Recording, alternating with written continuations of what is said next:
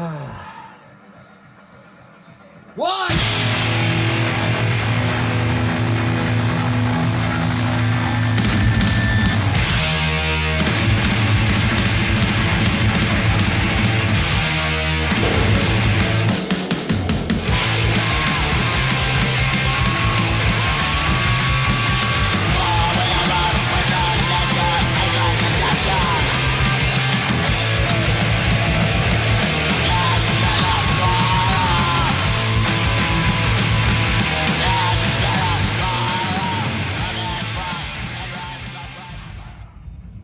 Hey, what's up?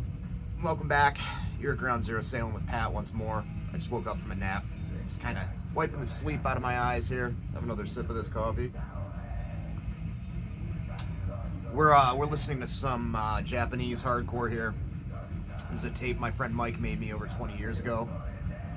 Discography from the band Asbestos with SOB on the flip. Asbestos being kind of a crusty sort of band. SOB being kind of thrashy hardcore that evolved into grind later. They did a split with Napalm Death once upon a time.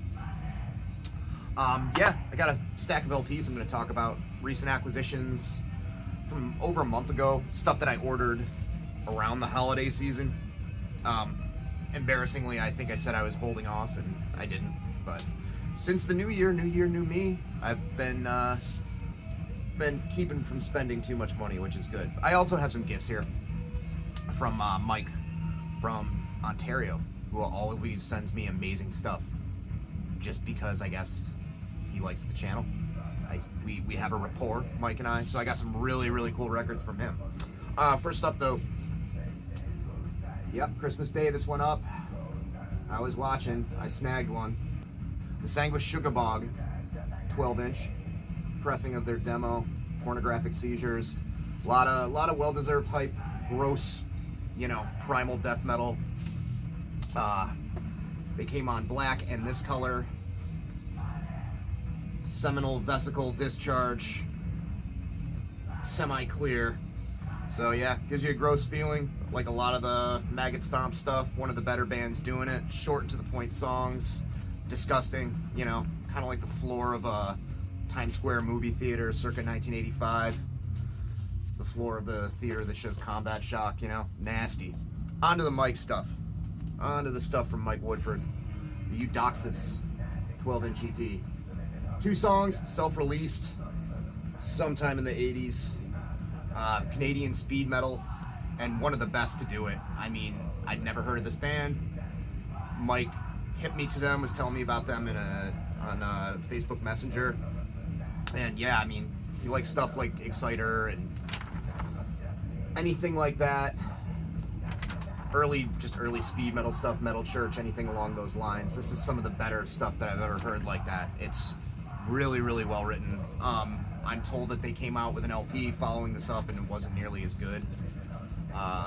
This is a very hard to get record. It's not cheap. I looked it up on Discogs, and I'm over the moon that he just gifted it to me. It's a wonderful gift from Mike. Thank you. Also, Mike sent me a reissue pressing of this band Aggression. They were a Quebecois thrash band from the late 80s. The Full Treatment is the name of the record. This got reissued on Morbid Moon Records out of Canada. And it's wild. It's some wild, woolly, fucking unhinged, crazy fucking thrash. I mean, it's barbaric. It's a little bit kind of crossover leaning, but certainly not crossover. It's too mean to be crossover, really. There's early examples of like embryonic blast beats on it. Song structures are all over the place. There's a witch on the cover there detonating a nuclear bomb, in case you were wondering. Fucking wonderful. Awesome record. Little flyer they sent with that letter saying what's in there. I've not spun this yet. This is a local comp of Ontario bands, Oxford and Adelaide. Is it out yet? I have heard Poison Spur that's on here, and they're awesome, but it also features a band called Bike Cop, Hunter Gatherer, Dry Heave, Kingpin, Child Leash, Hindsight, and Manager. Cool silkscreen cover there. I always like that. Very simple, two-tone kind of printing job.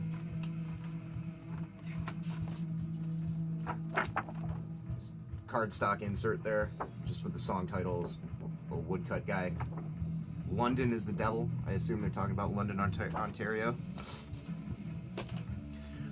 Next up, a real quality reissue of a New York hardcore demo. There's a lot of stuff in here. I gotta be careful before it dumps all out on me. This is the Maximum Penalty demo, repressed by Reaper Records just this past year, 2019. Nice embossed cover. So, then lifting weights again. I'll be looking like this guy in no time. Body Goals 2020. I think this was 1989 this came out. If you're not familiar with Maximum Penalty, the singer Jimmy Williams has a good set of pipes on him. I'd say if you like anything from Breakdown to Life of Agony, this is kind of in that pocket. Leeway too, especially in the vocal department with actually being able to belt it out. Vocals are still a little rough around the edges on this. He really came into his own as a vocalist a little bit later on, but they are melodic, and the music is heavy, crunchy, kind of crossover informed NYHC. If you remember a little while back, I talked about Sarcasm, who had some demos reissued on an LP on Radio Raheem. The vocalist for Maximum Penalty played drums on that. He also played drums in Nausea. What's cool is like all these pictures of all these New York hardcore people hanging out, going to the shows. Randomly, there's a picture of Cerebus, the Aardbart, right there. But all the guys other than the singer in this were all like long-haired metalheads, which is kind of cool to see. You know, full-on crossover and effect, that sort of thing. Cool printed inner sleeve right there. All the lyrics. Looks like the original layout from the demo artwork and stuff. This copy came on red.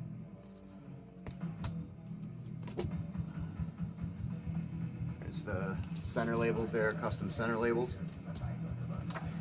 And this is just flyers. A little fold-out poster that came with it with the logo. Very cool. Great package all around. Also on Reaper, I needed to pick that up. They were having a sale. I didn't own this yet. Well familiar with it. This is the Take Offense EP from a little while back. I think it was maybe 2015 or so. Under the Same Shadow. I've talked about Take Offense a bunch of times. Hardcore band from Chula Vista, California. Drawing a lot of influences from thrash metal, but also kind of sonically similar to some bands like Terror or Madball. You know, they have that sort of tougher kind of hardcore sound, but mixed with like Suicidal and Beowulf and like a lot of Venice kind of thrash stuff. Really good band. Kind of switched up their sound recently, trying to mix it up a little bit. They're on a pretty big label now. Pure Noise, I think, is the label they signed to. This came out on Reaper, like I said, some years back. This copy's on clear. Center labels there for you. Then made an order from Sorry State, and it was not the best packed kind of thing, and I'm not the type of guy to make a big deal out of this, but all these LPs kind of have this corner bend, which is a little bit of a bummer. I sent them feedback. They sent me an email asking how they were doing. I said, get sturdier mailers, guys. Next up, the Chain Whip self-titled LP. I heard a lot of people talking about this last year. Judging by the descriptions I was hearing, I needed to pick it up. This is self-released. This is a Canadian band. Just great fucking hardcore punk. They remind me a lot of my friend's old band, Black SS. Maybe a little less Youth Crew, Uniform Choice influence, and more just kind of like straight up early 80s American hardcore. Easily could have been like DC or Midwest kind of influenced. Just really good, catchy, anthemic stuff with like sandpaper barked vocals. Not all too dissimilar to Choke from Slapshot or Tesco V or that school of stuff. Really, really good. Singer's a dead ringer for Chuck from Black SS, which isn't a bad thing at all. Missed that band quite a bit. Next up, we got the Headsplitters, self-titled on Desolate Records. Wow, 16 ripping songs of just distorted enough, pissed, fast, straightforward hardcore, kind of D-beat informed, but not really aping that template too hard. A little bit of metal soloing, rock and roll kind of soloing, little nods to the more metal side of UK punk and hardcore, you know, Broken Bones, etc. on there. New York band, I had their 7-inch from a couple years ago. I was really, really happy that they came out with a full length. I just heard about it. I love that cover art. Excellent, excellent band. Pick that up. In sort of a similar vein, we have Nosferatu with Solution A. Noisy and kind of frenetic hardcore punk. Not directly aping any particular era or scene, but it is very fast. It's very noisy. Not a sound-alike whatsoever, but I'd say maybe a sonic kind of descendant of bands like Void and the first D. Kreutzen LP. Stuff that kind of had that falling apart quality with a solid framework underneath. Frantic vocals that are kind of reverbed out, but not obnoxious. They're from Austin. This came out last year as well, on Media Disease Records. Nah, they have a little bit of a insert in here. Just a little photocopied jobber there. Nice kind of DIY packaging. Lyric sheet folds out there.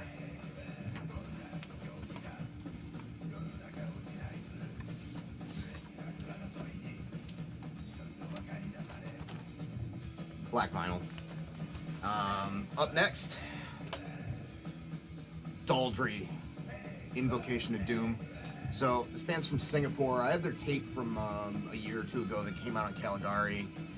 Haven't listened to that in a while. I need to listen to both back to back to see how they match up. This is an EP, came out on Iron Lung Records, which is a label run by a dude from the band of the same name. And I think this might be one of the few straight up metal bands on that label. They put out a lot of punk stuff, a lot of hardcore stuff on Iron Lung. And this is a one-sided 12-inch with very cool etching on the other side. This band impressed me because the era of like the real HM2 Swedish-inspired death metal has kind of come and gone. People are aping different old influences from the 90s now, and they have that influence kind of in spades, but are doing something completely different with it. They're not trying to rip off any band directly. They just happen to have that kind of guitar tone. There's a lot more like kind of punkish vibes on this. As far as the drumming influence, there's almost kind of a more foreboding kind of doomy thing going on. I think that's something to be said for coming from a different part of the world and having probably a different set of influences. There's something inherently really crusty about this, even though first listen on the surface is very much a straight up kind of Scandinavian death metal sounding record. It's very good. Very, very good. Just came out last year on Iron Lung, late in the year. Probably November or December or something. Ooh, I'm gonna save this one for last. It's a surprise. Dirge Soulstorm. So I read this book on Crossover the Edge. Very informative read. I'm a big fan of Crossover in general. Most of the stuff that falls under that banner, at least the original wave of stuff that came out in the 80s. They talked about Dirge. I've seen this record as like a dollar bin record over the years. Always liked the logo. Always liked the cover art. For some reason I had it in my head that it was a Metal Blade band. I think they were on one of those Death Records comps, that's why. But this was released by Anthrax Records, which was a label run by the same people who ran the club, The Anthrax, in Connecticut, which is like a historical place where all the youth crew bands played, but I always forget they had all kinds of hardcore shows there. Dirge is very New Jersey sounding, you know, very like that northeastern kind of Crumbsuckers, sort of Ludachrist crossover kind of shit. Vocally very similar to that kind of Crumbsuckers vocal style, which is rare. You don't get as many crossover bands doing that sort of gravel-throated, John Brannon loving kind of vocal style so much. This has that in spades, and also musically they kind of go off the tracks and go into almost sort of weird early Voivod parts here and there. Voivod right when they started getting weird, you know, Dimension Hatros era, here and there. Really fucking cool record. Glad I picked it up. Even stuff that's more like, you know, second tier for crossover now is starting to climb in price on Discogs, so I thought, you know, it's high time I snag this. Pretty simple center labels there. But yeah, cool Jersey band for sure. Then in a similar vein, this always happens when I read a book. I'm like, oh yeah, I need to own something by that band. And I used to have this, and I flipped it. Just because it wasn't anything too different from a lot of the classic crossover stuff. As you can see, the shrink's still on it.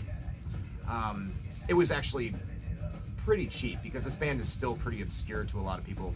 It's a, you know, a cutout one. Maybe I'll crack it open on camera. Ooh, exciting. On a live stream or something. But this is Prey by Lost for Words. This was on Death Records. I think they were on one of those comps as well. Very competent thrash band. I spun this at work via YouTube not long after I repurchased this. Sean Taggart cover art there. Probably not my favorite Sean Taggart covered art. This and the Whiplash cover is a little, but still, you know, you got the classic. This is like a reject from the Crumbsuckers cover there. This band was from Elmira, New York, not far from where I grew up. They were around in the late 80s. And after revisiting it online while I was bored at work a couple of weeks ago, it rips. It rips pretty hard. There's just nothing super original about it. But yeah, also kind of similar to Crumbsuckers in a lot of ways. Pretty blistering, fast thrash metal with all the fat stripped away with kind of a hardcore punk sense of urgency, which is what crossover should be. But yeah, you know, these guys played at the club that I grew up seeing shows at all the time, but I was born a few years too late to catch them. Lost for Words. Then finally,